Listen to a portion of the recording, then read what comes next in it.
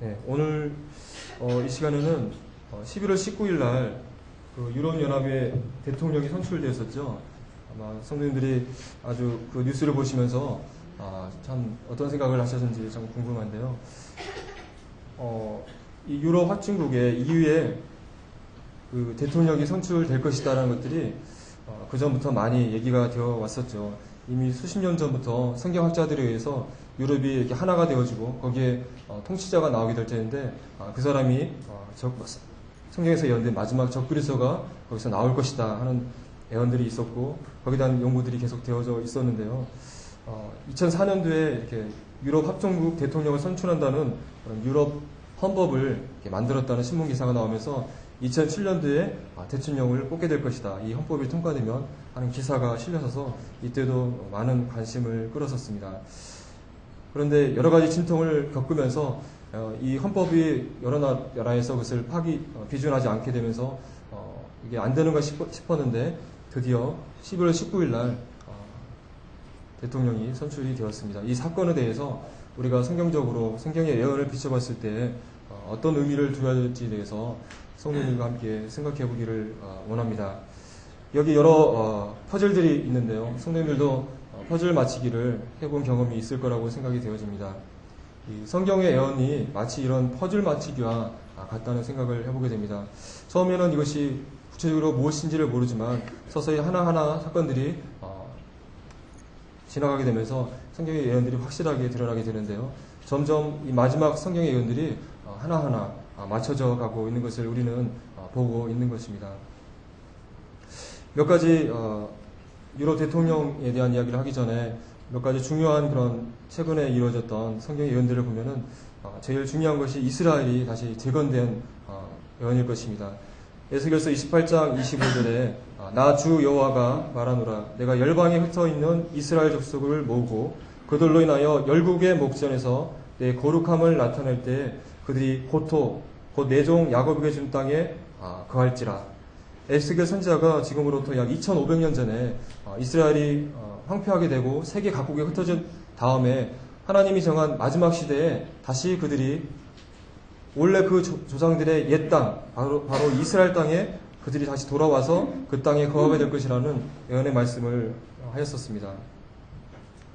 예수님께서도 마태복음 24장에서 여러 가지 종말의 사건들을 쭉 말씀하시면서 무화과 나무의 비유를 얘기해 주셨는데요. 무화과 나무의 비유를 배우라. 그 가지가 연하여지고 잎사귀를 내면 여름이 가까운 줄을 아나니 이와 같이 너희도 이 모든 일을 보거든 인자가 가까이 곧 문 앞에 이른 줄 알라. 내가 진실로 너에게 이르노니 이 세대가 지나가기 전에 이 일이 다 이루리라.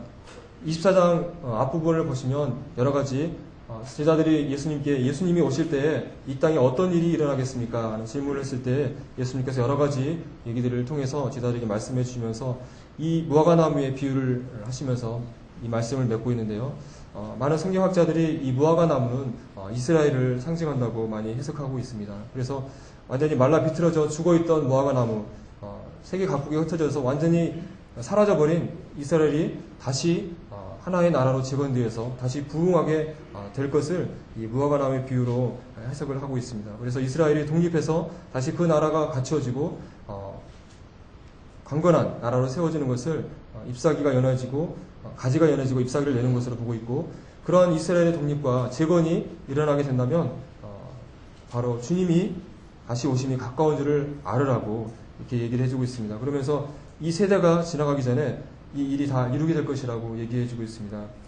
이 해석에 대해서는 연구가에 따라서 조금씩 차이는 있는 것 같습니다만 어쨌든 이스라엘 독립과 주님의 오심은 재림은 아주 밀접한 관계가 있고 바로 이 하나님의 마지막 시대의 예언의 시작을 알리는 사건이라고 봐야 할 것입니다. 1948년도 5월 14일 날 벤구리온 수상이 이스라엘 텔아비브에서 독립선언을 함으로써 정말 마른 뼈와 같은 이스라엘이 역사상에 갑자기 하나의 나라를 이루게 되면서 이 시대에 놀라운 하나님의 예언의 성취로서 우리에게 보여졌습니다.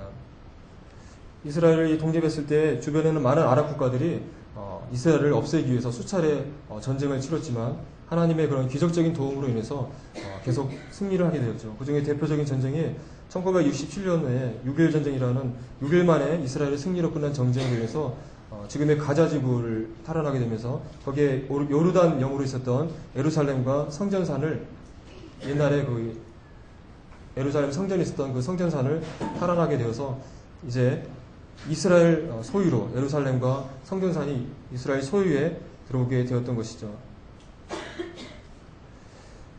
그래서 지금 최근에 이렇게 10월 27일 날 뉴스가 되겠는데요.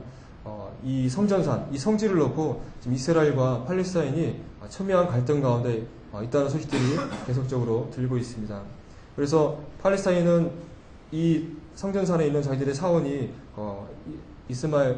이슬람교의 중요한 사원이기 때문에 자신들의 성지라고 우기고 있고, 또 이스라엘은 바로 이것이 자신 조상들의 성전이기 때문에 언젠가는 이곳에 자신들의 성전을 세워야 되겠다고 계획을 하고 있는 것이죠. 그로 인해서 이 성지는 정말 시한폭탄과 같은 그런 아주 위험지대로 있는 것이죠.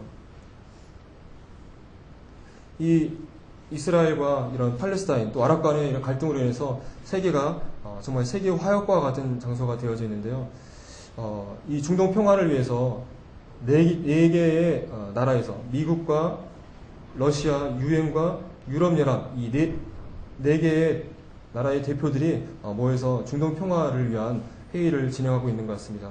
거기에 그 안을 보니까 이스라엘과 팔레스타인의 두 개의 나라를 독립된 국가를 창설하는 것이 이 중동평화 사자회담에서 얘기하고 있는 것인 것 같습니다. 하지만 이스라엘은 그것을 절대 받아들이지 않고 있고, 팔레스타인이 자신의 나라를 세우기를 원하지만 이것이 진행되지 않고 있기 때문에 이런 이스라엘과 합의 가운데 이것을 나라를 세워야 되는데, 그렇지 않고 유엔을 통해서 이스라엘과 상관없이 팔레스타인 나라를 세우려고 하는 시도를 하고 있기 때문에 굉장히 이스라엘과 팔레스타인 가운데 좀 갈등이 이루어지고 있습니다.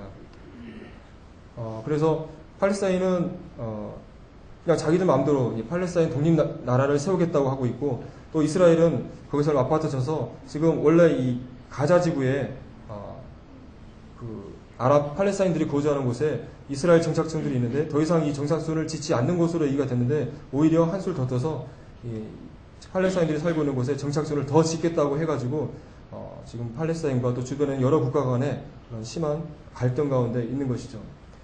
이런 이스라엘이 독립하게 되고 또 세계의 가장 첨예한 갈등 가운데, 분쟁 가운데 있고, 그 가운데 예루살렘 성전이 위치해 있는 것이죠. 바로 이런 상황 가운데서 장래에 적그리스도가 등장하게 되고, 이스라엘과 또 아랍과의 그런 평화 조약을 통해서 이곳에 예루살렘 성전이 세워지면서 7년 조약이 맺어지는 그런 사건이 일어나게 될 것입니다. 그 준비 과정이 다 준비가 되어 있는 것이죠. 스가랴서 12장 2절에 보라, 내가 예루살렘으로 그 사명 국민에게 혼치케 하는 잔이 되게 할 것이라. 이 마지막 시대에 예루살렘이 모든 세계 만방 있는 나라 사람들에게 참 혼치케 하는, 참 취하게 하는 잔이 될 것이라고 했는데, 지금 현재 그러한 상황에 놓여 있는 것입니다. 마태복음 24장에 보면은 제자들이 예수님께 말세에 어떤 일이 있겠느냐고 물었을 때 예수님께서 답해 주신 말씀이 있는데요. 그때 난리와 난리의 소문을 들을 것이다. 또 민족이 민족을, 나라가 나라를 대적해서 일어나고 처처에 기근과 지진이 일어날 것이라고 얘기해주고 있습니다. 그러면서 이러한 일들이 일어나는 것이 재난의 시작이라고 얘기해주고 있습니다. 이것을 영어 해석을 보니까 산통, 그 산모가 아기를 낳을 때 산통이 시작되는데 처음부터 오는 것이 아니라 점점 약하게 드문드문 오다가 아기가 날 때가 되면 점점 그 통증이 심해지고 더 강해지다가 아기가 나오지 않습니까? 그와 같이 이런 전쟁의 소문이라든가 기근과 지진 이런 것들이 서서히 일어나다가 이 말세가 될 때에 엄청나게 더 악화될 것을 얘기해주고 있는데, 이런 일들이 일어나게 될 때에 바로 재난의 시작, 마지막 시대가 가까운 것을 알아야 된다고 얘기해주고 있는 것입니다. 여기 지도를 보시면 세계 각국에 여러 나라에서 전쟁과 분쟁이 일어난 것을 볼 수가 있습니다. 나라와 나라가, 또 민족과 민족, 또 종교가 다른 종교 간의 수많은 갈등으로 인해서 여러 지역에서 현재 전쟁과 또 테러 이런 일들이 일어나고 있죠. 그리고 요즘 신문 기사를 또 뉴스를 보면은 이런 지진이나 또 쓰나미, 태풍, 폭우 이런 일들이 엄청나게 많이 기사에 나오기 때문에 이제는 이걸 보더라도 그냥 우리들의 마음 가운데 그냥 무덤덤해질 정도로 많은 그런 자연재해가 일상화되어 버린 것 같습니다. 지금 10월 5일날 5일자 기사에 실린 것인데요. 이때만 보더라도 세계 여러 곳에서 인도에서는 폭우가 내려서 227명이 사망하고 또 인도네시아에서는 지진이 일어나서 7.6도의 강진이 일어나서 715명이 죽고 이러한 세계 각처에서 지진과 폭우와 태풍으로 인해서 많은 사람들이 죽고 많은 가구가 파손되고 그런 일들이 일어나고 있는데 이런 사건들이 작년, 재작년보다 점점 더 심하게, 더 강하게, 더 자주 나타나는 것을 우리는 유의해서 봐야 할 것입니다. 특별히 이 지진에 대한 것들을 보시면요. 여기 기사에 보시면 지구상에 지진 안전대는 없다. 앞으로 지진이 더 자주, 더 강하게 발생할 것이라고 전문가들이 얘기하고 있습니다. 또 지진뿐만 아니라 홍수의 빈도도 늘어나게 되고 가뭄의 기간이 길어지고 폭풍의 강도도 세워지고 있다라는 전문가들의 기사가 실려 있는 것이죠. 옆에 그래프를 보시면 미국 지질조사국의 데이터가 되겠는데 규모 5 이상의 지진이 2003년도에는 1,300건 정도 됐었는데 지금 2007년도에는 2,190건으로 폭발적인 증가를 하는 것을 볼 수가 있습니다. 리히터 규모 8 이상의 아주 초규모의 지진도 많이 증가하는 것을 그래프를 통해서 알 수가 있습니다. 이런 1900년 이후에 대형 사상과 인명 손실을 유발한 지진 통계로서 강도 6 이상의 초대형 지진의 빈도를 보여주는 그래프가 되겠습니다. 여기 보시면 1900년도부터 한 5번 정도 있다가 지금 2000년이 들어오면서 어떻습니까? 기하급수적으로 폭발적으로 지진 횟수가 증가하는 것을 한눈에 볼 수가 있는 것이죠. 지구 온난화가 계속적으로 증가됨으로 인해서 지구가 이대로 가면은 더 이상 사람이 살기 힘든 곳이 된다는 뉴스나 여러 다큐멘터리 이런 것들이 방송을 통해서 많이 익히 들으셔서 아실 거라고 생각이 되어집니다. 지금 예전의 평균 기온에 비해서 지금 2009년에 보니까 약 1도 정도 지구 온도가 상승을 했다고 연구가 나와 있는데요. 약 1도 정도 상승하게 되면은 이런 개발도상국의 경작 면적이 감소하게 되고 초원지대가 훼손되고 물 같은 경우는 세계에 있는 산악의 빙하들이 소멸되게 되고 또 폭풍과 산불, 가뭄, 홍수, 폭염들이 증가한다고 되어 있습니다. 근데 과학자들이 연구를 보시면 2060년 정도가 되면은 온도가 4도 정도, 지금대로 간다면 4도까지 상승한다고 되어 있습니다. 4도를 상승하게 되면은 여기에 보시다시피 이런 사건들이 훨씬 더 심해지는 것이죠. 우리 아프리카 경적 면적의 3분의 1 등 전 세계의 경작지가 축소되게 되고 런던이나 상하이, 뉴욕, 도쿄, 홍콩 등 같은 주요 대도시의 해수면이 상승하게 된다. 전 세계의 생물이 20에서 50%가 멸종한다. 또 폭풍이나 가뭄, 홍수, 폭염 같은 것이 훨씬 강도가 빈번해질 것입니다. 이런 것들을 보았을 때 성경을 떠나서 이런 지구를 연구하는 그런 과학자들도 이대로 지구가 그대로 나아가게 된다면 지구에 위기가 올 것이라고 염려하고 있는 것입니다. 세계화를 둘러싼 불편한 진실이라는 책자에 나와 있는 글인데요. 지금 매 시간마다 세계의 어린이들이 기아와 질병으로 1250명이 한 시간마다 죽고 있다고 그러고요. 500 명이 에이즈에 감염되고 있고 이산화탄소가 330만 톤이 방출되고 있고 땅에 630헥타르가 사라지고 생물이 4종씩 지금 멸종되어지고 있다라고 얘기를 해주고 있습니다. 얼마나 지금 우리 지구가 또 지구 온난화로 인해서 어려운 가운데 있는가를 한눈에 알 수 있는 것 같습니다. 또 누가복음 말씀해 보시면 예수님께서 첫째 큰 지진과 기근 그리고 온역이 있을 거라고 또 얘기해 주고 있습니다. 세계가 이렇게 많은 교통량이 있고 교역이 있다 보니까 이런 신종플루라든가 조류독감 또 사스 그런 것들이 한 나라에서 생기면 그 나라로 끝나는 것이 아니라 세계적으로 퍼져서 수많은 사람들이 동시에 죽게 되는 일들이 지금 이 시대에 와서 이루어지고 있는 것이죠. 최근에 신종플루로 우리나라도 지금 신종플루가 문제가 되고 있는데 이와 같이 신종플루 같은 세계적인 그런 역병이 유행하고 있고 앞으로도 더 빈번하게 일어날 것입니다.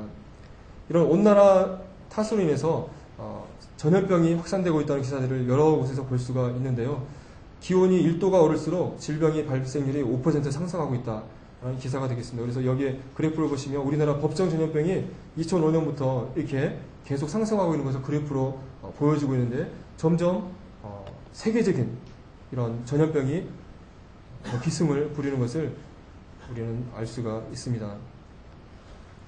또 최근에 세계 경제를 살펴봤을 때 아주 큰 일들이 많이 있었죠. 작년에 어떤 일들이 있었습니까? 미국에서 그 서브프라임 모기지 부실 사건으로 인해서 작년에 뭐 미니멈 브라더스라든가 베어스톤 같은 아주 어마어마한 그런 금융회사들이 문을 닫게 되고 그로 인해서 전 세계적인 금융위기와 많은 직장들이 문을 닫게 되고 실직을 하게 되고 그래서 지금 금융 패닉 상태에 빠져 있다가 지금 회복되려고 많은 노력을 하고 있지만 여전히 어려운 가운데 있는 것 같습니다.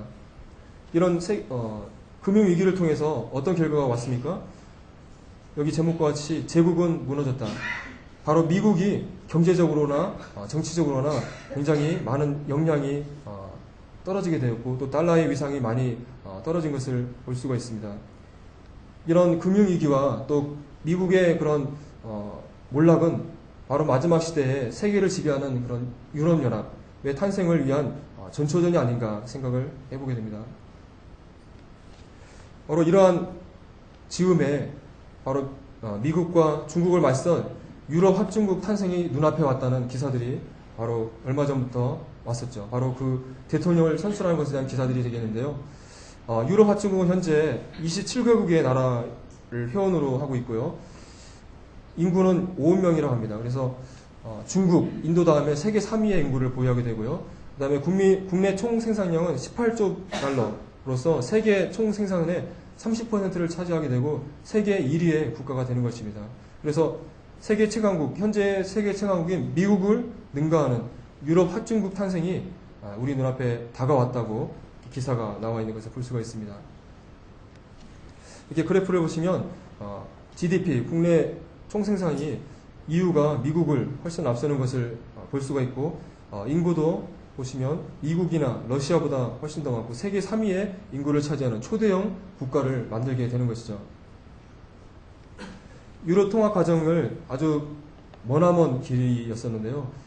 간단하게 한번 이 표를 통해서 정리를 해보시면은 최초의 그런 유럽 통합의 모태가 되었던 것은 1951년 4월 달에 있었던 유럽 석탄 철강 공동체 창설이 되겠습니다. 그래서 독일과 프랑스, 벨기에, 이탈리아, 룩셈부르크, 네덜란드 이런 6개의 나라가 독일과 프랑스의 국경 지역에 있었던 석탄과 그 철강을 공동으로 이렇게 개발하는 것에 대해서 합의하는 그런 유럽 석탄 철강 공동체를 창설한 것이 가장 최초의 유럽연합의 시초라고 보고 있습니다. 그러다가 이것이 발전되어서 1957년 3월 달에 유럽 경제 공동체 EEC와 또 유럽 원자력 공동체를 창설하는 조약이 로마 제국을 통해서 맺어져서 이런 석탄 철강 공동체와 EEC, 그 다음에 유럽 원자력 공동체 이 세 가지 기구가 만들어지게 되었는데요. 이 1957년 3월 달을 바로 유럽연합의 기념일로 정해서 지금 기념을 하고 있습니다. 그래서 2007년도에 50주년 기념 행사를 했었던 것이죠. 67년도에는 이런 세 가지 기구를 합쳐서 유럽 공동체 EC라고 하나에 묶게 되었고요. 79년에는 유럽 통화 제도를 출범하게 되었고 1992년도에는 네덜란드 마스트리히트에서 조약을 체결함으로써 EC와 유럽 통화 동맹을 하나로 묶어서 유럽 연합으로 개칭을 하게 되었습니다. 그리고 99년도에는 단일 화폐로서 유로화를 출범하게 되었고 2002년도에 실질적으로 실생활에 유로화가 공용으로 사용되게 되었던 것입니다. 그리고 2004년도에 유럽 정상들이 모여서 유럽을 단순한 경제 공동체로서만이 아니라 이제 정치적으로 또 군사적으로도 완벽한 하나를 만들기 위한 만들기 위해서 유럽 헌법을 만들기를 합의하게 이르렀습니다. 그래서 앞에서 그 신문기자에서 2004년도 그 기사를 보여드렸듯이 바로 이 헌법 조약을 통해서 유럽 대통령을 뽑고 하는 그와 같은 정말 하나의 완벽한 하나의 나라를 만드는 그런 헌법을 만들자고 합의를 했었는데 이것을 각 나라에서 비준하는 과정에서 프랑스와 네덜란드 국민들로서 이 비준을 동의하지 않고 불결함으로써 헌법조약이 파기가 되어버렸습니다. 그래서 이 헌법조약이 파기됨으로써 유럽 통합이 물건하는 게 아닌가 하는 생각을 했었는데요. 2007년 6월 달에 정상들이 다시 모여서 이 헌법조합을 대체하는 개정조약이라고 하는 리스본 조약이라는 것을 다시 합의하게 되었고, 이 리스본 조약은 국민투표를 통하지 않고 의회 비준을 통해서 쉽게 통과할 수 있도록 이렇게 만들어서 헌법조약보다 약간 더 쉽게 통과될 수 있는 리스본 조약을 만들어서 이것을 각 나라가 비준하게 되었습니다. 그런데 2008년도에 아일랜드 국민들이 이 리스본 조약을 비준을 거부하게 됐습니다. 국민투표를 통해서. 그래서 리스본 조약도 결국은 파기가 되는 것이 아닌가 하는 가운데 있었는데, 올해 들어서 아일랜드가 금융위기로 인해서 꽤 큰 위기에 빠지게 되었었죠. 그래서 아일랜드 국민들이 이렇게 해서는 안 되겠다, 자기들이 EU에 동조해야 되겠다 하는 식으로 국민들의 그런 성향이 바뀌어져서 2009년 10월달 국민투표를 통해서 마지막으로 리스본 조약을 비준을 동의하게 되었고, 12월 3일 날에는 체코의 수상이 리스본 조약을 최종적으로 서명함으로써 유럽을 하나의 완벽한 경제, 정치 공동체로 만들자는 그런 리스본 조약이 서명이 돼서 드디어 다가오는 12월 1일부터 리스본 조약이 발효가 될 예정입니다. 그리고 바로 이 리스본 조약에서 얘기했던 바로 유럽 대통령, 그리고 강력한 유럽 연합의 외무장관을 뽑아야 했었는데, 그것이 바로 11월 19일 날 있었던 것이죠. 그래서 리스본 조약에서 있었던 일이 EU 정상회의에서 유럽 대통령을 뽑고 또 EU 외무장관을 뽑고, 그 다음에 집행위에서는 원래 각 나라별로 한 사람씩을 뽑았었는데 위원을 축소해서 훨씬 더 쉽게 의사결정을 쉽게 하게 하였고요. 또 유럽 의회의 권한을 대폭 강화하게 되고, 또 강력의사회도 전부 다수결 제도를 도입해서 어떤 일들을 빠르게 쉽게 결정할 수 있도록 하는 변화들이 리스본 조약에서 있었던 것입니다. 그래서 이제 11월 19일 날 과연 어떤 사람이 대통령이 될 것인가, 세계의 언론이, 세계 상 사람들이 다 관심을 가지고 지켜보고 있었죠. 초기에 누가 제일 대통령이 될 것이라고 예상을 했었습니까? 네, 바로 영국 전 총리였던 토니 블레어가 가장 유력한 후보자로 올라와 있었는데요. 그런데 막판에 이 영국이 유로화를 사용하지 않고 있고, 또 다른 유럽 국가와 다르게 미국의 친한 성향을 보이면서 또 이라크의 파병 같은 일들을 함으로써 다른 나라들이 이 영국 토니 블레어가 뽑히는 것을 거절하게 됐습니다. 특히나 독일과 프랑스에서 블레어를 거절하게 됨으로써 그 다른 사람들을 뽑게 되었었는데요. 그 몰망에 올랐던 사람들이 이런 벨기에 총리나 룩셈부르크 총리, 또 스웨덴 총리, 이런 사람들이 몰망에 올랐었는데 19일날 그런 정상들이 모여서 회의를 해서 결국 뽑혔던 사람은 바로 이 사람이 되겠습니다. 바로 그 벨기에 수상인, 이름이 상당히 낯설은데요. 헤르만 반 룸프이. 저도 처음 들었어요. 헤르만 반 룸프이라는 벨기에 수상이 바로 초대 EU 대통령으로 뽑히게 되었고, 또 강력한 외무장관을 뽑는다고 했었는데, 거기에는 영국의 여성 정치가인 캐서린 애슈턴이라는 사람이 뽑히게 되었습니다. 이 벨기에 수상은 벨기에라는 아주 작은 나라하고 또 우파 정치 성향을 가지고 있는 사람이고요. 이 애슈턴 이분은 영국이라는 강대국의 정치인이고 또 노동당이라는 좌파가 되겠습니다. 그래서 이 사람들을 뽑는 것에 대해서 유럽다운 절묘한 타협안이다라고 평가를 내리고 있었습니다. 이 룸프이 벨기에 총령에 대한 양력을 이렇게 살펴보니까요, 이 사람은 카리스마가 있는 그런 지도자라기보다는 그런 아랫사람들을 잘 다독거려서 이끌어가는 관리자형 지도자다, 이렇게 평을 하고 있었습니다. 나이는 62세가 되겠고요. 벨기에에서 그런 예산국 장관과 내무부 장관을 역임했고 2008년 12월 달부터 그래서 올 1월 달부터 벨기에 총리를 했던 분입니다. 또 네덜란드나 프랑스어, 영어를 아주 잘 하신다고 그러고요. 또 이 나라의 그런 여러 가지 위기들을 아주 잘 슬기롭게 극복했고 또 이런 재정적인 것들을 잘 해결함으로써 명성을 얻었다고 합니다. 하지만 이 벨기에 작은 나라에 또 수상이 된 1년밖에 안 된 이 사람에 대해서 대부분의 나라의 사람들이 잘 알지 못하는, 그러니까 국제적으로 이름이 잘 알려져 있지 않기 때문에 대외적으로 이 유럽연합을 잘 대표할 수 있는지에 대해서는 적합하지 않는 것 같다는 회의론이 많이 있다고 합니다. 그래서 국제적인 인지도가 너무 낮고 또 경험이 부족한 정치인이 아닌가, 그로 인해서 참 유럽의 위상이 낮아지는 게 아닌가 하는 염려가 있었습니다. 그리고 캐서린 애시턴이라는 분을 보니까 영국 노동당 정치인이고 상원의장을 지냈다고 그러고요. 작년 10월 달부터 그런 유럽 지평위원회의 통상담당 지평위원을 맡아서 있었는데, 이 사람도 짧은 정치 경력을 가지고 있는 사람인데 정치계의 신데레라고 불릴 만큼 아주 놀랍게 파격적으로 이런 외교 안보 정책 고위 대표에 지명이 되어서 많은 사람들이 놀라게 되었다고 합니다. 이 외교 안보 정책 고위 대표는 원래 있었던 외교 정책 대표와 지평위원회의 대외관계 지평위원을 통합한 훨씬 더 많은 권력과 힘을 누릴 수 있는 자리가 되겠습니다. 그래서 유럽연합의 인력과 예산을 주무르는 어떻게 보면 대외관계를 총괄하는 실세에 달한 아주 중요한 자리라고 합니다. 그런데 여기에 영국의 그런 여성이 발탁이 되었던 것입니다. 이런 두 정치인, 유럽 대통령과 또 외무장관의 선출에 대해서 언론들은 이렇게 얘기를 하고 있었습니다. 첫 EU의 대통령은 독일과 프랑스, 영국의 파워게임의 산물이다. 그래서 밑에 해설을 보시면 유럽의 큰 나라의 지도자들이 새로운 권력자의 출현으로 자신들의 지위가 약해지는 것을 피하기 위해서 이들을 계산된 가운데 뽑은 것이라고 얘기를 하고 있습니다. 그래서 미국 대통령이나 또 중국 총리가 앞으로 일을 하려면은 EU 대통령을 만나는 것보다 베를린이나 런던, 파리를 먼저 접촉을 해야 될 것이다라고 이렇게 꼬집고 있는 것이죠.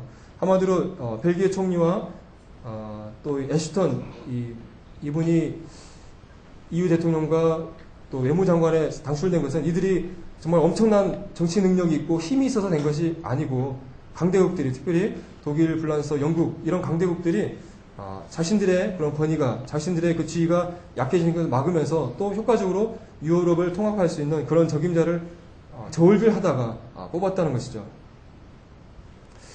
이런 유럽 대통령이 미국 대통령과 어떤 차이가 있는가를 비교해보는 표가 있었는데요. 일단은 인구수가 훨씬 5억 가까운 인구가 유럽연합에 있고요. 또 GDP가 세계 1위라고 그랬죠. 그리고 임기는 2년 반인데 연임을 하면 5년까지 할 수 있습니다. 미국 대통령은 4년이고 연임하면 8년까지 할 수 있죠. 그리고 월급이 미국 대통령보다 좀 많더라고요. 미국은 4억 6천만 원인데 유럽 대통령은 6억 원의 월급을 받는다고 되어 있습니다. 그리고 가장 큰 차이는 미국 대통령은 미군 최고 사령관으로서 군을 통수할 수 있는 군 통수권을 가지고 있는데 유럽 대통령은 군 통수권을 가지고 있지 않습니다. 그래서 실질적으로 따져봤을 때 유럽연합을 대표하는 원수로서의 권리라든가 외교정책을 수립하고 국제조약을 체결하는 그런 권리들은 가지고 있지만 실제로 군사들을 지휘하고 통제하고 또 내각을 지휘를 통해서 행정을 하는 그런 일들은 실질적으로 많은 권한이 없는, 어떻게 보면 얼굴마다 비슷한 그런 것이 현재 유럽연합의 대통령적인 것을 알 수가 있습니다. 많은 사람들이, 성경학자들이 과연 유럽연합의 대통령이 뽑혀지게 되면 바로 그 사람이 적그리스도일 것인가 하는 생각들을 다 하고 있었는데요.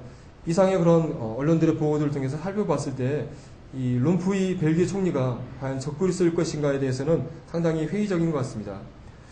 오른쪽에 보이는 분들은 바로 유럽연합을 만들기 위해서 기초를 닦았던 사람들이라고 합니다. 그래서 이런 지스카르 데스탱 전 프랑스 대통령 같은 분은 이런 분이 뽑힌 것에 대해서 유럽연합의 야망이 꺾였다.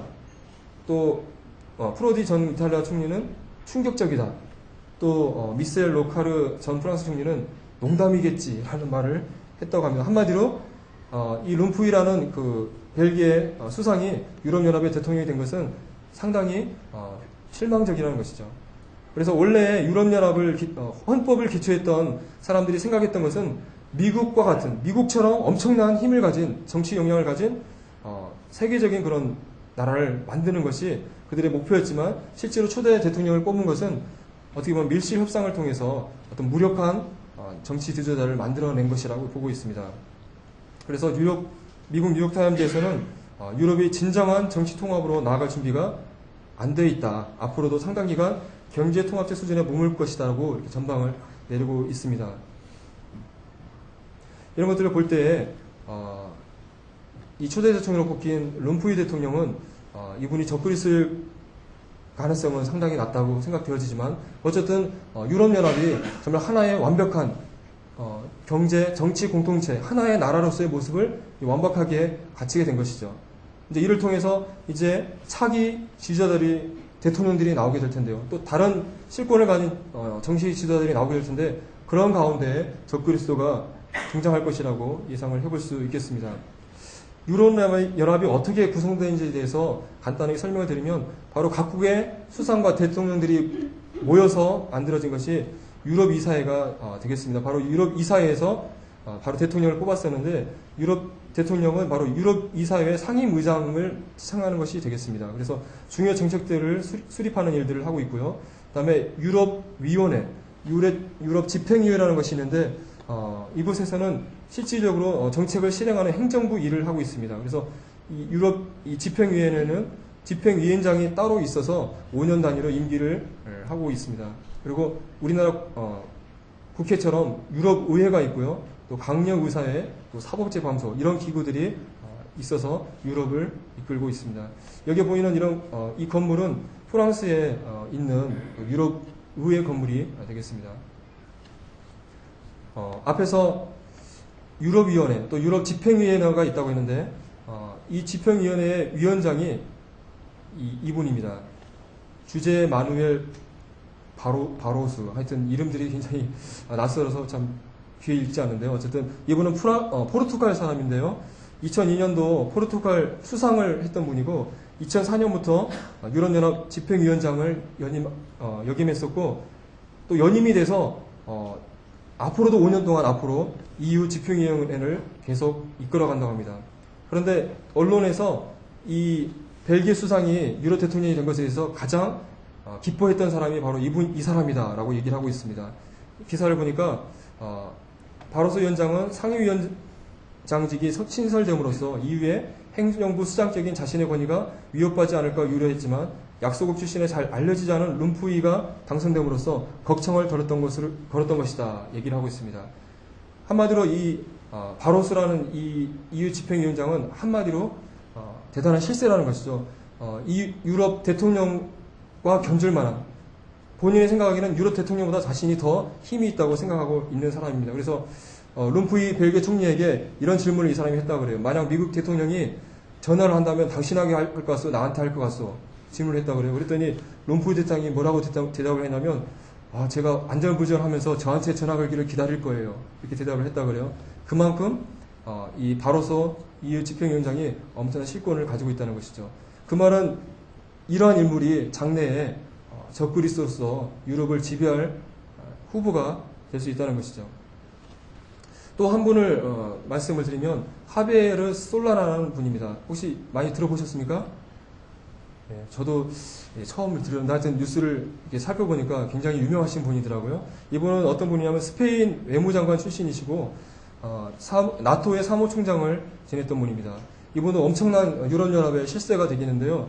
그 EU 그 이사회 사무총장직을 맡고 있고, 또 EU의 공동 외교 안보 정책 고위대표, 이름이 거창한데 어쨌든 유럽연합의 그런 안보, 또 군사에 관련된 것을, 또 외교를 총책임지는 실무 책임자가 되겠습니다.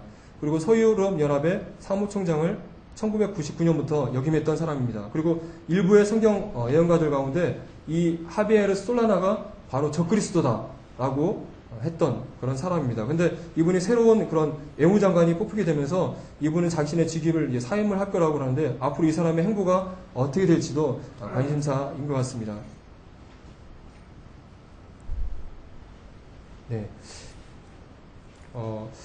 이 적그리스도에 관련된 말씀을 간단하게 살펴보시면요. 다니엘서 2장에 보시면 느부갓네살 왕이 보았던 꿈을 하나님께서 해석해 주셔서 다니엘에게 풀어주셨죠. 그 말씀을 잘 아시지만 잠깐 한번 제가 읽어드리겠습니다. 왕이여, 왕이 한 큰 신상을 보셨나이다. 그 신상이 왕의 앞에 섰는데 크고 광채가 특심하며 그 모양이 심히 두려우니 그 우상의 머리는 정금이요 가슴과 팔들은 은이요 배와 넓적다리는 노치요 그 종아리는 철이요 그 발은 얼마는 철이요 얼마는 진흙이었나이다.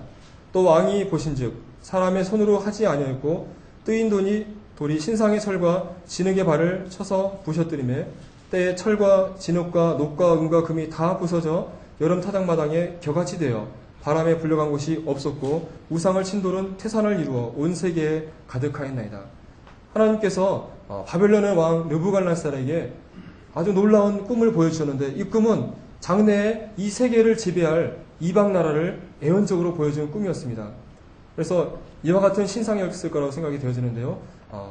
정금으로 된 머리는 바로 느부갓네살 왕 자신인 바벨론을 뜻하는 것이었고 가슴과 팔은 메데 페르시아를 뜻하는 것이었습니다. 그리고 배와 너트짜리는 노시였다고 그랬는데 이것은 그리스를 의미하는 것이었고요. 가장 강력한 철로 되어진 이 종아리는 바로 로마를 뜻하는 것이었습니다. 그런데 이 마지막에 이 세계를 지배할 나라는 바로 철과 진흙으로 되어진 10발가락을 가진 발이라고 얘기해 주고 있습니다. 다니엘이 이 꿈을 해석해 주는데요. 이 발과 발가락에 대해서 해석을 해주고 있습니다. 왕께서 그 발과 발가락이 얼마는 토기장이의 진흙이요 얼마는 철인 것을 보셨은즉 그 나라가 나뉘을 것이며 왕께서 철과 진흙이 섞인 것을 보셨은즉 그 나라가 철의 든든함이 있을 것이나 그 발가락이 얼마는 철이요 얼마는 진흙인즉 그 나라가 얼마는 든든하고 얼마는 부서질 만한 것이며 왕께서 철과 진흙이 섞인 것을 보셨은즉 그들이 다른 인종과 서로 섞일 것이나 피체에 합하지 아니하며 철과 진흙이 합하지 않음과 같으리이다. 앞에서의 바벨론이나 메데 페르시아, 그리스, 로마 그런 나라들은 어떤 나라였습니까? 하나의 강력한 지도자가 그 나라를 다스리는 단일 국가였죠. 근데 놀랍게도 이 마지막 시대를 다스리는 강대국은 여러의 나라가 나눠져 있는, 한마디로 여러 나라가 합쳐져 있는, 또 여러의 다른 인종이 섞여 있는 나라가 될 것이다 라고 얘기를 해주고 있습니다. 그리고 이 나라는 철이 섞여 있다고 얘기해주고 있는데 로마가 바로 철로 된 종아리였지 않습니까? 바로 이 로마의 뒤를 계승하는 여러 나라가 섞여진 합중국의 형태로 이 세계를 지배하게 될 것이라고 해석을 할 수가 있는 것이죠. 다니엘서 7장에는 다니엘이 이상 가운데 바다 가운데서 올라오는 짐승들을 보게 되는데요. 이 짐승들은 느부갓네살 왕이 보았던 그런 이상한 우상과하고 연결되어져서 세계를 다스리는 이방 나라들을 짐승을 통해서 하나님께서 보여주셨습니다. 날개가 달린 사자가 나왔었는데요. 이것은 바벨론을 상징하는 것이었고요. 곰이 나왔었는데 그것은 페르시아를 상징하는 것이었습니다. 그리고 4개의 날개와 4개의 머리를 가진 표범이 나왔었는데 그것은 그리스를 상징하는 것이었습니다. 그리고 마지막 4번째 짐승이 나왔었는데 이것은 앞의 짐승과 비교할 수 없이 아주 흉악하고 무시무시한 짐승이 나왔고 이 짐승에는 10개의 뿔이 있었습니다. 먼저 해석을 말씀드리면 이 흉악한 짐승은 바로 고대 로마 제국이라고 보고 있고요. 이 짐승에게 있었던 10개의 뿔은 앞으로 나타날 재건되어질 로마 제국을 뜻하는 것이고 바로 철과 진흙이 합쳐진 발과 같은 것으로 볼 수가 있는 것입니다. 여기 짐승의 모습을 상상으로 그려봤지만 어쨌든 상당히 무섭게 그려져 있고 뿔을 10개를 그려놓은 것 같아요. 자, 다니엘서 7장 7절의 말씀을 보니까요. 내가 밤 이상 가운데 그 다음에 본 넷째 짐승은 무섭고 놀라우며 또 극히 강하며 또 큰 철이가 있어서 먹고 부서뜨리고 그 나머지를 발로 밟으며 이 짐승은 전에 모든 짐승과 다르고 또 10뿔이 있으므로 내가 그 뿔을 유심히 보는 중 다른 작은 뿔이 그 사이에서 나더니 먼저 뿔 중에 셋이 그 앞에서 뿌리까지 뽑혔으며 이 작은 뿔에는 사람의 눈 같은 눈이 있고 또 입이 있어 큰 말을 하였느니라. 여러분 그림이 그려지십니까? 이 뒤에 나오는 아주 무심한 짐승이 나왔는데 그 짐승에게는 10개의 뿔이 있었습니다. 그런데 자세히 유심히 뿔을 지켜보고 있었으니까 어떻습니까? 또 작은 뿔이 올라오고 있는데 먼저 있던 뿔 가운데 세 개가 그 앞에서 뿌리까지 뽑아지는 것을 얘기해 주고 있습니다. 원래 10개의 뿔이 있었는데 3개의 뿔이 뽑히고 나서 사람의 눈 같은 눈이 있고 입이 있어서 큰 말을 하는 작은 뿔이 나타난 것을 다니엘서 7장에서 얘기하고 있습니다. 이 작은 뿔이 바로 적그리스도라고 볼 수가 있겠는데요. 천사를 통해서 해석을 해주고 있습니다. 모신자가 이처럼 이르되 넷째 짐승은 곧 땅의 넷째 나라인데 바로 로마 제국을 얘기하고 있는데요. 이는 모든 나라보다 달라서 천하를 삼키고 밟아 부서뜨릴 것이며 철로 만들어진 정강이처럼 어느 나라보다 가장 강력한 군사력을 가진 강한 나라였죠. 근데 이 넷째 나라에서 10뿔이 있습니다. 이것은 앞으로 이 마지막 세계를 다스릴 적그리스도가 등장하게 되는 합중국의 모습을 보여주고 있는데요. 바로 그것이 지금 11월 19일 날 탄생되어진 유럽 합중국이라고 보고 있습니다. 이 10뿔은 이 나라에서 일어날 10왕이요. 근데 이 합중국은 10왕으로 구성되어야 했다. 이렇게 얘기하고 있습니다. 그런데 그 후에 또 하나가 일어나리니 그는 먼저 있던 자들과 다르고 또 새 왕을 복종시킬 것이며 먼저 기존에 10왕이 있는데 나중에 하나의 정치가가 일어나서 기존에 있었던 새 나라의 새 왕을 굴복시키고 이 사람이 그 권력을 잡게 된다는 것입니다. 이 작은 뿔, 이 사람이 바로 이 세계를 마지막 통치하게 될 적그리스도가 되겠는데요. 이 사람은 장차 말로 지극히 높으신 자를 대적하며 하나님을 대적할 것이고 지극히 높으신 자의 성도를 괴롭게 할 것이며 이스라엘을 핍박할 것입니다. 그리고 또 때와 벽을 병백호자 할 것이며 성도가 그 적그리스도의 손에 붙임받아서 3년 반 동안 지내게 될 것이라는 예언이 되어져 있는 것입니다. 여기도 하여튼 회개망측한 짐승이 있는데요. 머리가 몇 개입니까? 7개 머리죠. 뿔이 몇 개일 것 같습니까? 안 세봐도 10개일 것 같은 10개입니다. 이것은 계시록에 기록되어진 사도 요한이 이상 가운데 본 바로 이 적그리스도의 모습이 되겠습니다. 바다 가운데서 아주 이상한 짐승이 올라왔는데 뿔이 10이요 머리가 7인 짐승이 나왔습니다. 근데 이 짐승은 표범과도 비슷하고 발은 곰과 같고 입은 사자일 것 같은데 용이 자기의 능력과 보좌와 큰 권세를 그에게 주었다고 얘기하고 있습니다. 이 계시록 14장에 나오는 이 짐승은 바로 적그리스도의 모습인데요. 사단이 이 적그리스도에게 자신의 모든 능력과 권세를 주었다고 얘기하고 있습니다. 근데 이 짐승에는 10개의 뿔이 있고 7개의 머리가 있다고 얘기해주고 있습니다. 17장에는 이것을 해석해주고 있는데요.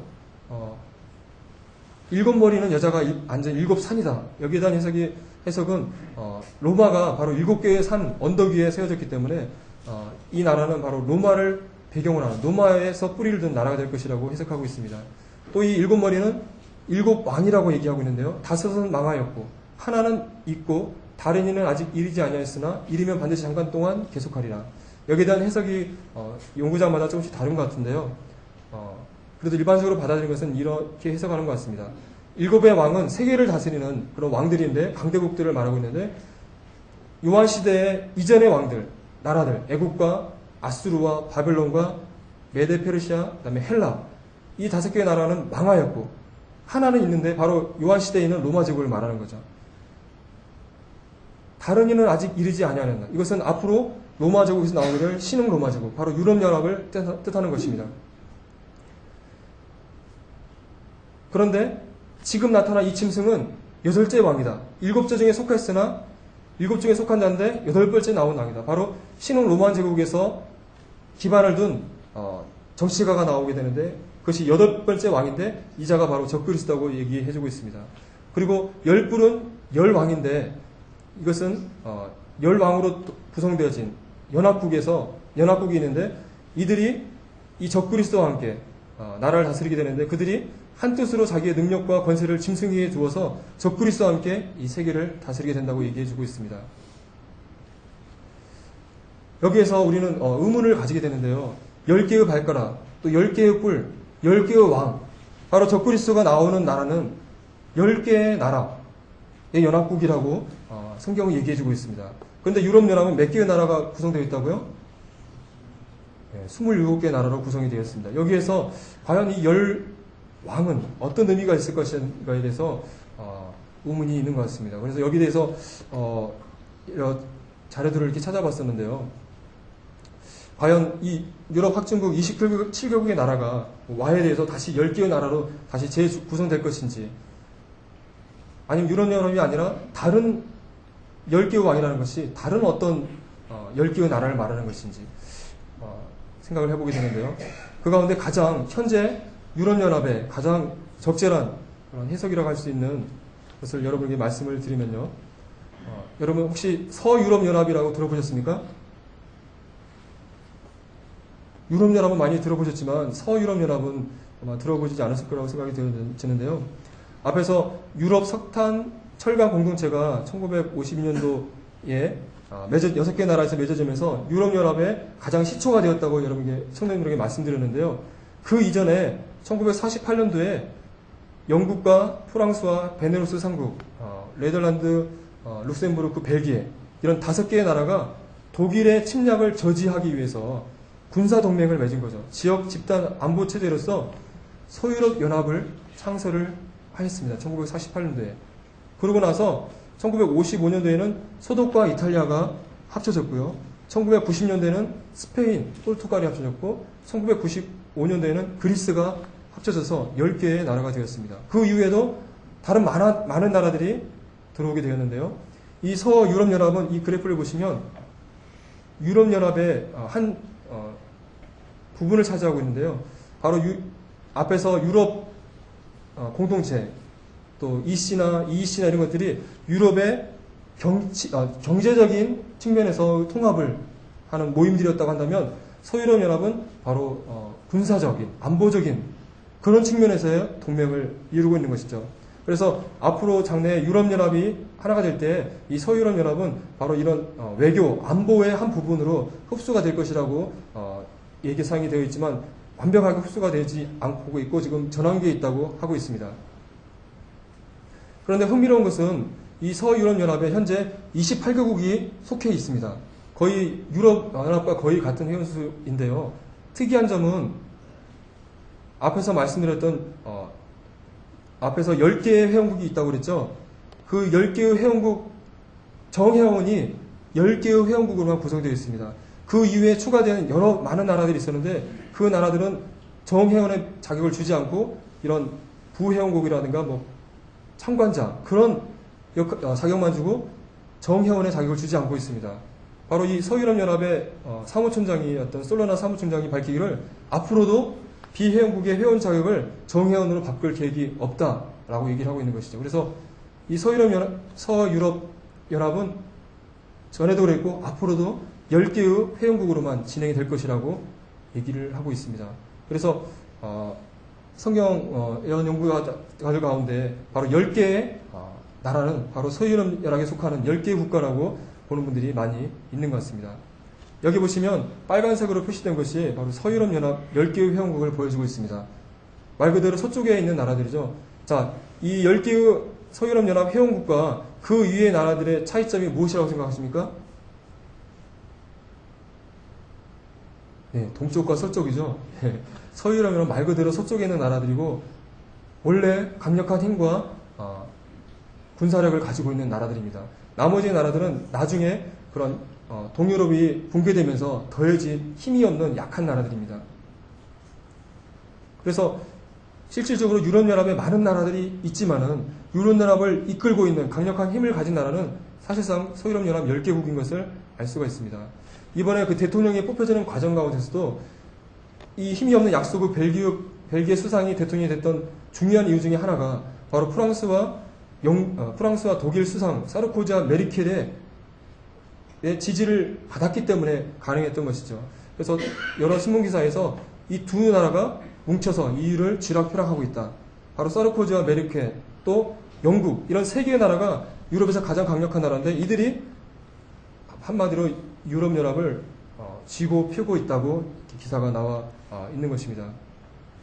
유럽연합에 27개의 회원국이 있지만 실질적으로 인구가 1700만 명이 넘는 나라는 7개의 나라밖에 되지 않는다고 합니다. 그 말은 27개의 나라가 있지만 실질적으로 힘을 가지고 있고 유럽연합을 움직일 수 있는 나라는 소수에 불과하다는 것이죠. 그래서 영국, 프랑스, 독일, 세계 강대국 외에 서유럽연합에 해당되는 10개의 나라가 사실상의 유럽연합의 힘을 가지고 있는 나라라고 볼 수가 있는 것이죠. 그래서 이 서유럽연합의 10개 회원국을 바로 열방으로 보는 해석이 현재로서는 가장 적합하지 않을까 하는 생각을 해보게 되는데요. 앞으로도 유럽연합이 어떤 모습으로 변모해 갈 것인지에 대해서는 우리가 정말 관심을 가지고 지켜봐야 할 것입니다. 또 흥미로운 것은 이 솔로나 이분을 적그리스도라고 봤던 분들이 그 적그리스도라고 보게 했던 이유 중에 하나가 서유럽연합 회의에 공고안 666이라는 것이 있는데요. 여기는 흥미로운 얘기가 담겨 있습니다. 서유럽연합의 사무총장과 공동외교안보정책 고위 대표, 바로 이 솔로나 이 사람인데요. 이 사람이 유럽연합의 비상색타가 발생하게 되면 이 솔로나 이 사람에게 모든 권한을 주어서 유럽 이사회를 소집하도록 하는 방안을 지원한다. 한마디로 유럽이 위기 상황에 처하게 되면 이 서유럽연합의 사무총장이 유럽연합을 한마디로 지배하게 되는 그런 공고안이 서유럽연합 회의 공고안에 담겨 있었던 것입니다. 그래서 이런 것들을 통해서 이 사람이 바로 적그리스도가 아닐까 얘기하는 사람이 있었는데 앞으로 이 사람이 어떻게 움직일 것인가에 대해서는 살펴봐야 될 것입니다.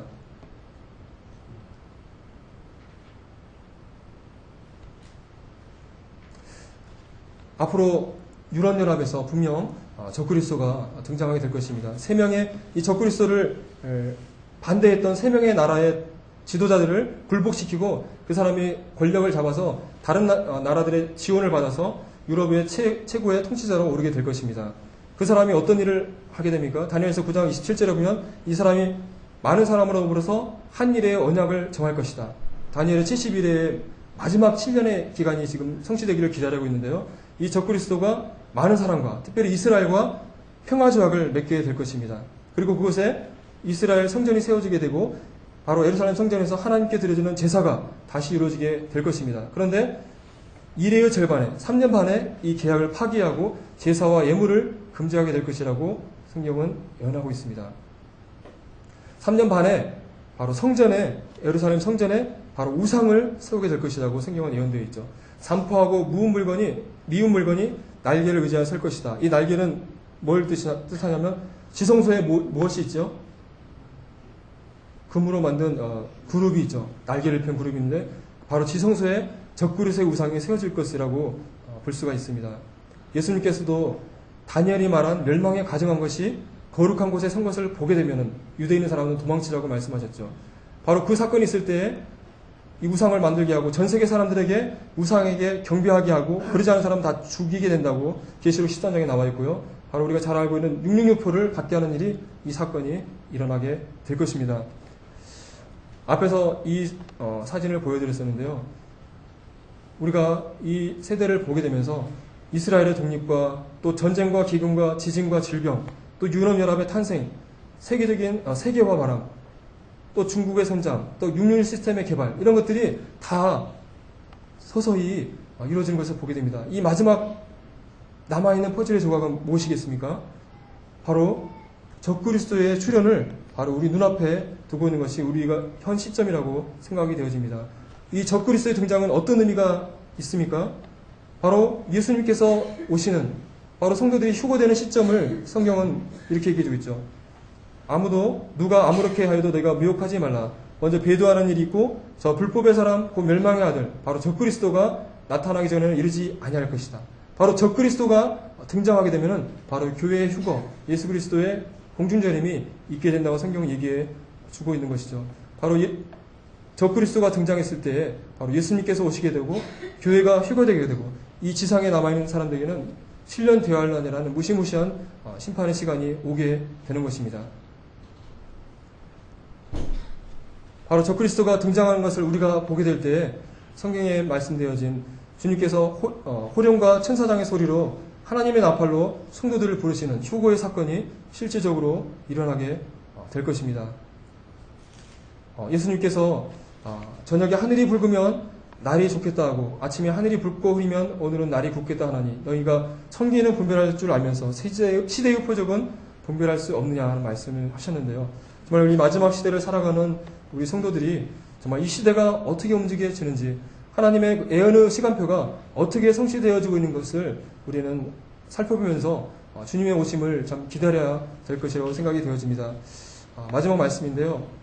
우리 이 말씀 한번 같이 읽고 말씀을 마치도록 하겠습니다.